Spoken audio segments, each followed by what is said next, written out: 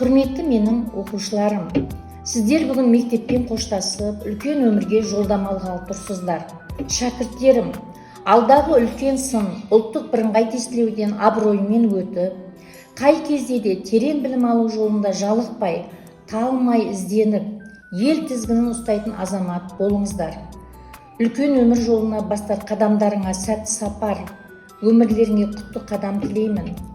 Алтын ұя мектептің тұлпарлары дүлдүлі, жұлдыздары жүректің жетілдіңдер бұл күні.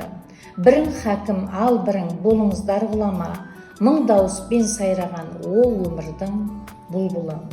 Жолың болсын, ардақты шәкірттерім. Дүрсілдеп соғыпта тұр кіп-кішкентай жүректерің. Тәлімді тәрбиемен білім жиып, жол жүргелі тұрсыңдар шәкірттерім.